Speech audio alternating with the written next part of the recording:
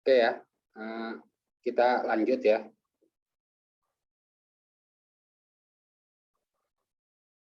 Nah, jadi standar kompetensinya ini diharapkan mahasiswa memahami konsep e-bisnis yang tadi sebelumnya sudah dipaparkan gitu ya. Dan komponen-komponen bisnis serta mampu dalam pembuatan sistem e-bisnis yang mendukung dalam menjalankan bisnis online. Jadi dengan kita tahu infrastrukturnya, terus kebutuhannya gitu ya. Terus kita bisa upload ke internet gitu ya. Bisnis kita, sehingga bisnis kita ini akan dilihat oleh masyarakat dunia gitu ya. Jadi bukan hanya di lingkungan Jakarta saja ya. Jadi dari daerah-daerah pun bisa melihat sampai pada dunia gitu ya. Beda dengan pemasaran seperti dengan media elektronik kayak misalnya dengan TV, terus dengan radio. Ini kan hanya terbatas. Kadang TV siaran misalnya RCTI dia hanya mungkin di Jakarta dan sebagainya, atau mungkin di daerah Sumatera beda lagi ya channelnya dan sebagainya. Jadi dia terbatas gitu ya. Begitu juga radio ya, AM, FM. Terus juga begitu juga dengan koran ya. Koran kan mungkin di Jakarta ada Jakarta Post, ada misalnya Media Indonesia dan sebagainya. Tapi nanti kalau misalnya di daerah lain mungkin beda lagi gitu ya. Terus berarti kan dia hanya sasarannya cuma lingkup kecil gitu ya, terbatas. Tapi kalau kalian memasarkan bisnis kamu gitu, usaha kamu ke ke internet, ini akan luas gitu ya jangkauannya. Nah, ini bisa diakses oleh seluruh dunia gitu ya. Bisa melihat bisnis kamu. Nah, itu akhirnya istilahnya targetnya jadi lebih luas lagi gitu. Oke, kita lanjut. Nah, nanti materi pembelajaran dari e-bisnis ini, jadi yang pertama ada pengenalan e-bisnis. Jadi awal perkembangan e-bisnis, tujuan e-bisnis ya, dan pendukung e-bisnis, terus perbedaan antara e-bisnis atau e-commerce ya, sampai pada evolusi e-bisnis. Ini yang terkait dengan pengenalan awal tentang e-bisnis. Berikutnya konsep e-bisnis, ada model-model e-bisnis, terus sampai kisah sukses e-bisnis ya. Nah, terus berikutnya di pertemuan-pertemuan berikutnya lagi ada terkait infrastruktur e-bisnis ya. Nah, contohnya nanti kalau di IT itu mungkin paham gitu ya. Ada istilah CRM ya, ada ERP, SCM. Tapi ini juga nanti kalian kalau kerja walaupun bukan di IT, ini akan mengoperasionalkan software-software ini ya. Karena ini bagian ERP ini terintegrasi gitu ya, semua ke bagian keuangan, bagian inventory, bagian bea cukai dan sebagainya. Nah, nanti kalian di bagian ke akunting ini juga ada ya modulnya gitu ya. Dan seterusnya. Nah, terus setelah infrastruktur kita tahu, kita juga harus mengenal strategi dalam e-bisnis. Jadi untuk bisa bersaing dengan kompetitor, maka nanti ada istilah-istilah SWOT analisis ya, strength, weakness, opportunity, threat dan sebagainya gitu ya.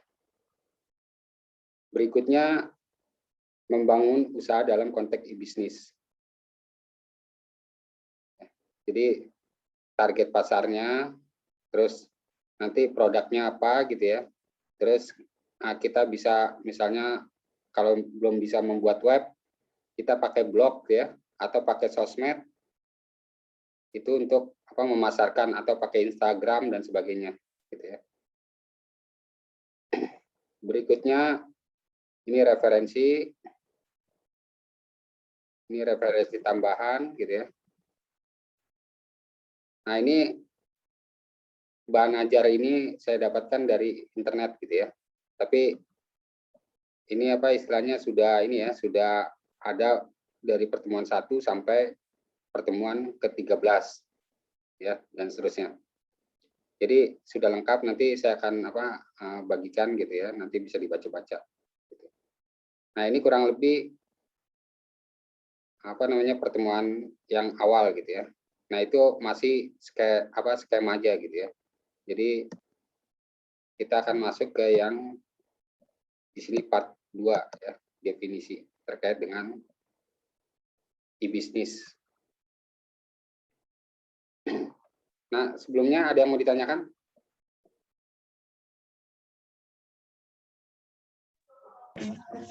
Belum. Belum ya. Nah, nanti terkait dengan penilaian, ini biasanya standar ya, kehadiran 10%, terus bobot tugas 20%, UTS 30%, UAS 40%. Jadi usahakan UTS, UAS diikuti gitu ya, tugas juga diikuti kalau mau mendapatkan nilai A gitu ya. Ini biasanya standar gitu di kampus-kampus lain seperti ini.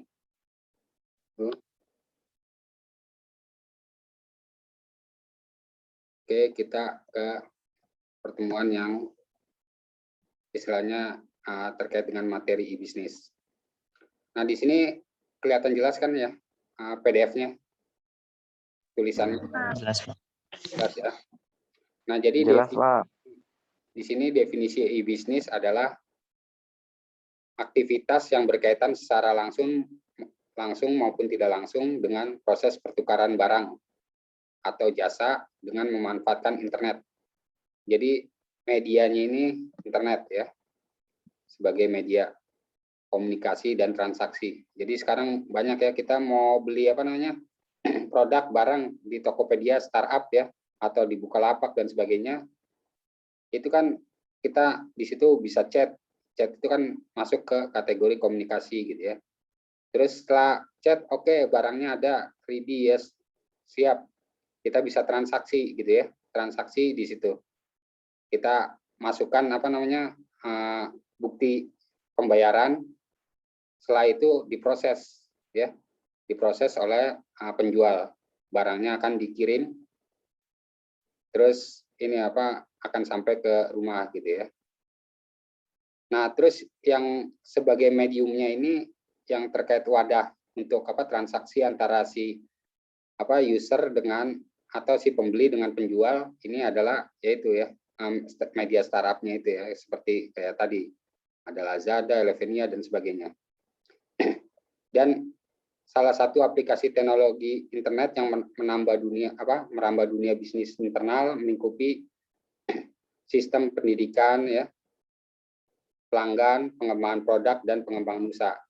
Jadi sebenarnya kalau e-bisnis ini lebih luas ya.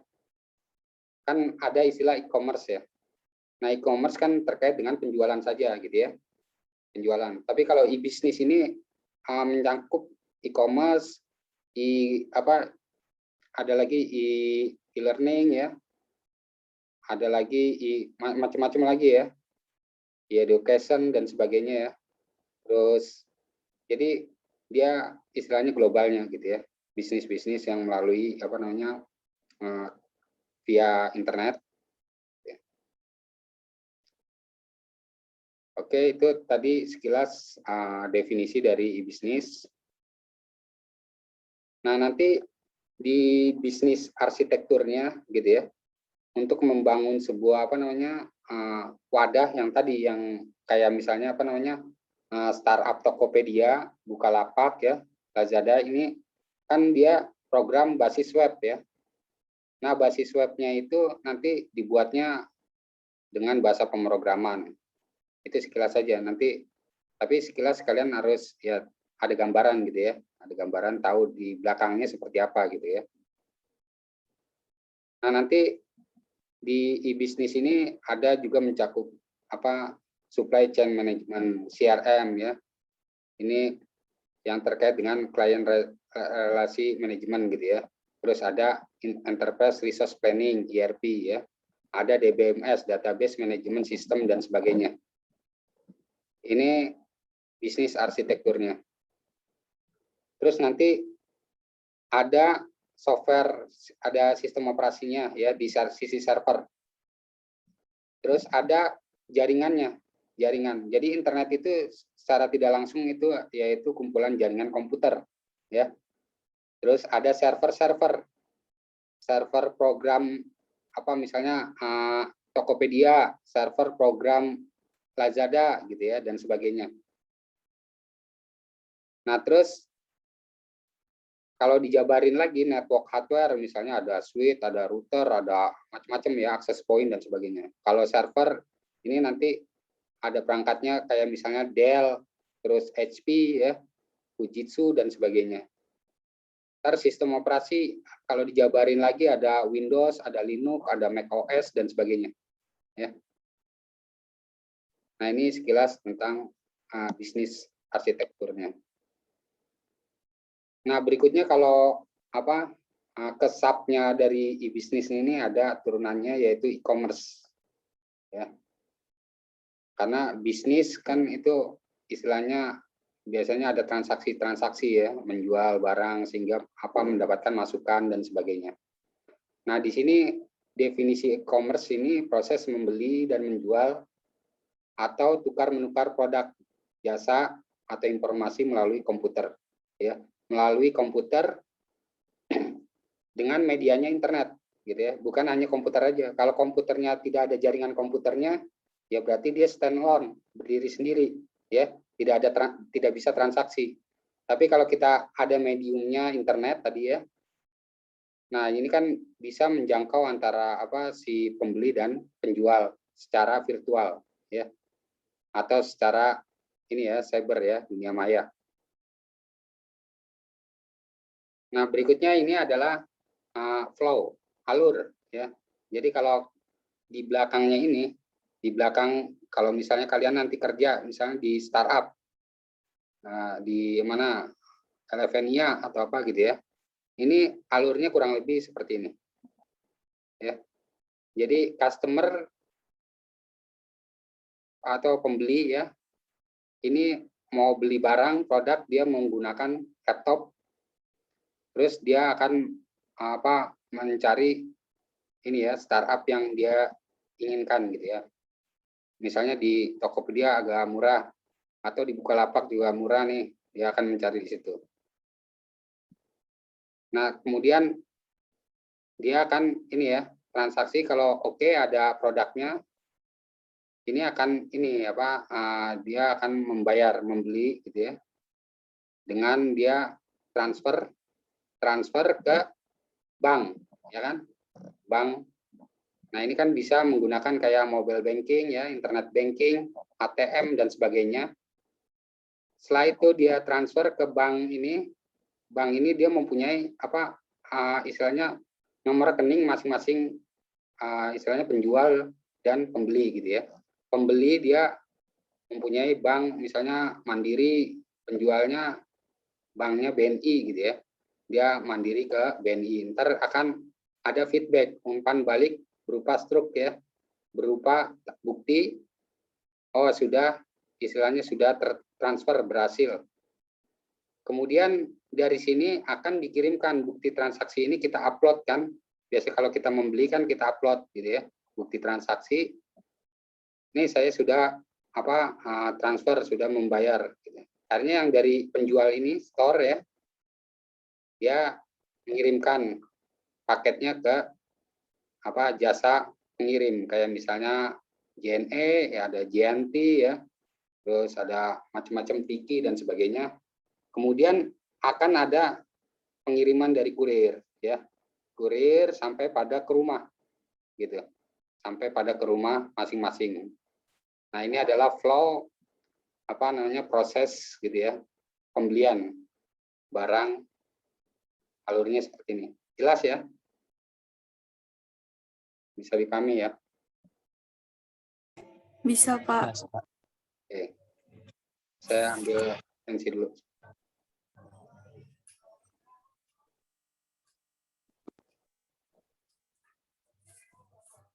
Kalau ini semuanya dari kampus Matraman semua atau ada yang di Parung gitu? Semuanya di Matraman. Matraman ya? Oke, berarti dekat ya, nggak jauh. Oke. Nah, jadi Kira-kira apa nih bedanya e-bisnis dan e-commerce dari yang pas tadi sekilas saya jelaskan gitu? Bisnis mencangkup semua ya Pak. Ya, Kalau e-commerce kayak penjualan gitu, ya, penjualan sih lebih intinya. oke. Ya, jadi e-commerce dia lebih khusus ke penjualan gitu ya. Kalau e-bisnis yang terkait dengan bisnis apapun, bukan hanya menjual, itu bisa didigitalisasi. Istilahnya kita pasarkan via internet gitu ya. Oke. Nah, ini hubungan e-bisnis dan e-commerce. Nah, jadi perdagangan elektronik atau e-commerce merupakan bagian dari e-bisnis ya, yang tadi yang saya bilang. Di mana cakupan e-bisnis lebih luas, tidak hanya sekedar perniagaan, tetapi mencakup juga pengkolaborasian mitra bisnis, pelayanan nasabah, sumber daya manusia, lowongan pekerjaan. Jadi kayak misalnya lowongan-lowongan pekerjaan ya, website jasa-jasa untuk info loker gitu ya. Nah, itu juga masuk e-bisnis kan. Dengan dia mengiklankan, akhirnya ada para kandidat-kandidat yang melamar gitu ya. Jadi ini kita mencari rekrutmen itu atau mencari kandidat ini agak lebih mudah gitu ya. Dibanding kalau kita tidak ada medianya, kita harus infonya agak sedikit susah gitu ya. Terus ada pengkolaborasian mitra bisnis. Nanti ada istilah-istilah bisnis to bisnis ya, B2B, bisnis to customer, B2C ya, bisnis to government, ke pemerintah, jadi dari perusahaan ke pemerintahan gitu ya. Atau dari perusahaan ke konsumer langsung gitu ya. Nanti ada contoh-contohnya di slide-slide berikutnya. Nah, terus selain teknologi jaringan ya, jaringan web nih, www ini web ya, e-bisnis juga memerlukan teknologi basis data atau database. Nah, jadi database ini paling penting ya. Makanya kalau di dalam keamanan sistem, keamanan sistem informasi, database ini istilahnya nyawanya lah ya, istilahnya data, karena di sini tempatnya data-data gitu ya. Jadi kalau datanya hilang, maka bukti-bukti transaksi ya ini akan hilang gitu ya. Akhirnya untuk klaim, untuk argumentasi dan sebagainya macam-macam kita, atau untuk mau melihat mengcompare perbandingan keuntungan dan sebagainya, kalau datanya tidak ada maka tidak bisa dilakukan untuk keputusan atau untuk ini ya, melihat analisis dan sebagainya. Terus juga ada email. Nah, email ini pasti butuh ya, karena biasanya nanti untuk konfirmasi terkait misalnya pembayaran. Kalau kalian misalnya mau beli produk A, atau kan akan ada feedback pas kalian bayar transfer, akan feedbacknya akan ke email atau ke SMS dan sebagainya. Jadi kurang lebih seperti ini. Kita lanjut lagi. Nah, jadi udah jelas ya intinya ya, perbedaan e-bisnis dan e-commerce ini merujuk pada definisi e-commerce yang lebih luas, tidak hanya pembelian dan penjualan barang serta jasa, tapi juga pelayanan pelanggan, kolaborasi dengan mitra bisnis, e-learning yang tadi saya bilang juga, transaksi elektronik dalam perusahaan, dan sebagainya. Nah, kesimpulannya, di sini e-bisnis lebih luas dalam lingkup dan e-commerce. Dan e-commerce hanya merupakan satu aspek atau satu bagian dari e-bisnis. E-commerce hanya mencakup transaksi bisnis seperti membeli dan menjual barang dan jasa melalui internet. E-commerce pada prinsipnya sangat dipengaruhi dengan transaksi keuangan. Ya. Sedangkan dalam e-bisnis, transaksi keuangan bukan menjadi yang utama gitu ya. Karena ada misalnya kayak kolaborasi tadi ya, ada kayak misalnya hubungan antara customer dengan penjual dan sebagainya. Jadi yang tadi ada CRM itu untuk apa? Untuk intens hubungan antara si pelanggan dengan penjual. Jadi terus kemudian e-bisnis melibatkan pemasaran, perancangan produk, evaluasi layanan konsumen, pengelolaan sumber daya, dan lain sebagainya. Gitu ya.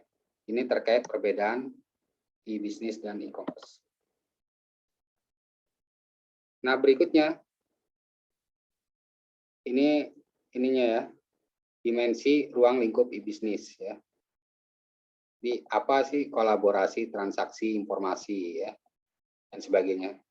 Nanti bisa dibaca. Nah ini untuk detailnya ya. Secara prinsip e-bisnis jauh lebih luas ya. Nah terus e-commerce merupakan bagian dari bisnis ya. Nah siapa saja yang terlibat dalam e-bisnis? Jadi macam-macam ya, bisa dari pemerintah, bisa dari apa namanya penjual, dari customer dan sebagainya ya. Seperti yang tersirat dalam definisinya, semua pihak siapa saja atau entiti yang melakukan interaksi dalam sebuah sistem bisnis atau serangkaian proses bisnis merupakan pihak yang berkepentingan dalam lingkup e-bisnis. Jadi nanti semua gitu ya, yang ada kaitannya dengan transaksi-transaksi dan sebagainya di internet gitu ya. Nah di sini ya, agent, bisnis, consumer, device ya, employee, family, and government. Terus where, di mana sebenarnya kegiatan bisnis dapat dilakukan dalam e-bisnis? Jawabannya sangat singkat dan mudah, yaitu di mana saja.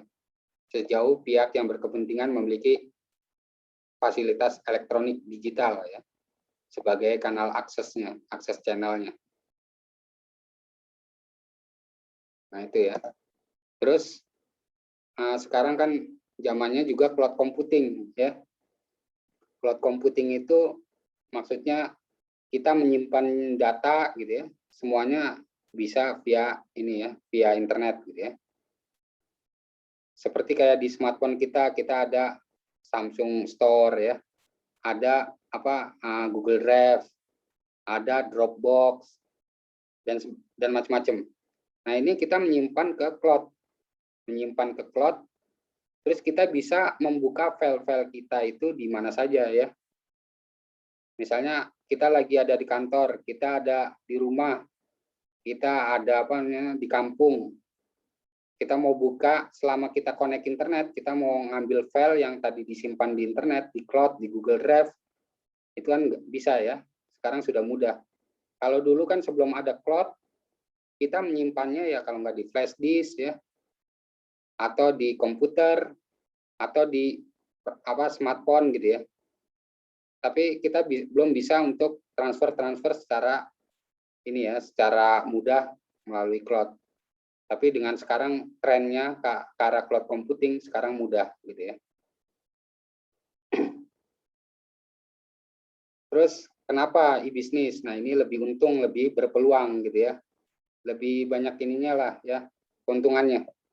Karena kalau kita misalnya tadi yang saya bilang memasarkannya di apa namanya di internet dengan yang bukan internet, hanya di koran. Itu jauh lebih luas kan yang di internet ya. Terus lebih murah. Kalian kalau ngiklanin di sosmed, Facebook, Instagram, WhatsApp, kan nggak kena cas ya. Tapi beda kalau misalnya kamu ngiklaninnya di koran, Kompas, koran apa lagi gitu ya.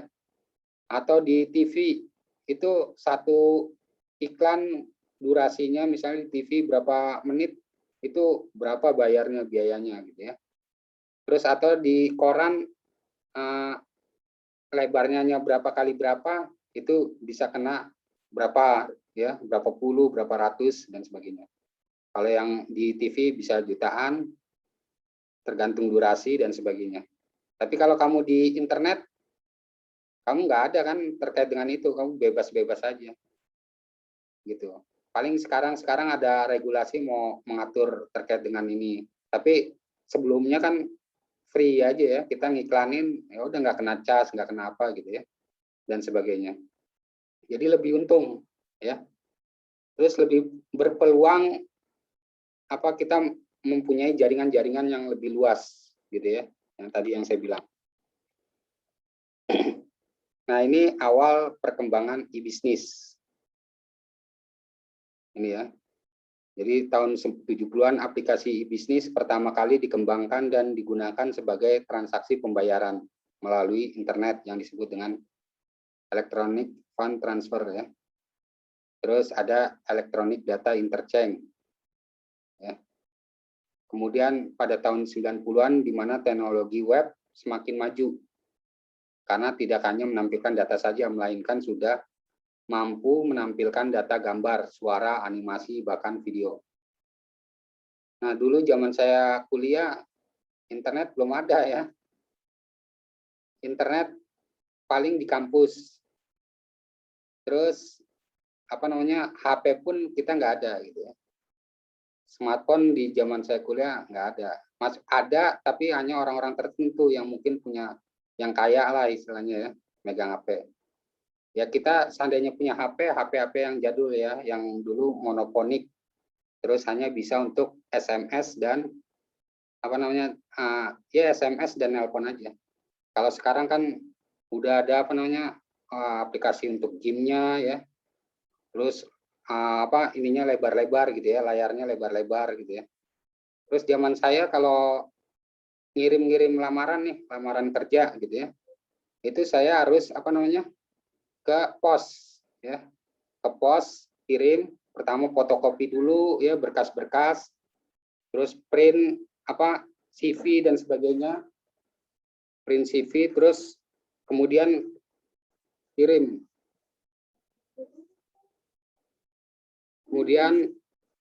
via pos. Nah itu akan ditimbang ya, ditimbang berat amplop kita berapa nih ya. Kalau kita makin tebal, makin harganya agak mahal. Terus pas mengirim lamarannya itu kurang lebih ini sampainya 2 hari ya. Ini sampainya 3 hari ya, tergantung jarak. Gitu ya. Itu dulu gitu ya, zaman saya. Nah, kalau sekarang kalian enak. Kalau mengirim lamaran CV hitungan menit, detik sudah sampai ke meja HRD ya. Kamu kirim email nih CV kamu, pasti hitungan berapa detik udah sampai. Oh iya, saya sudah terima gitu ya. Nanti ya saya proses dulu gitu ya, gitu. Tapi kalau zaman saya ya itu nunggu 2 hari 3 hari baru sampai ke meja HRD. Itu pun kalau misalnya pas sampai itu kan pasti ke security dulu, satpam. Nah kalau satpamnya agak kurang gimana gitu kan, bisa aja nggak sampai itu, cuma ditaruh aja di ini gitu ya, dan sebagainya. Oke. Ada yang mau ditanyakan dari sini? Di sini waktunya tinggal 1 menit lagi ya. Nanti kita bisa sambung lagi. Sambung dengan link yang sama. Kita lanjutin lagi ya. Jadi kalau putus nanti saya info ke, jadi kalau bisa dibuat WhatsApp grup nanti saya kirim linknya gitu ya. Setiap nanti pertemuan. Enak. Oke ya. Ini kalau putus nanti tinggal gampang aja ya, nanti tinggal nyambung lagi. Kita lanjut aja ya. Jadi nanti di dalam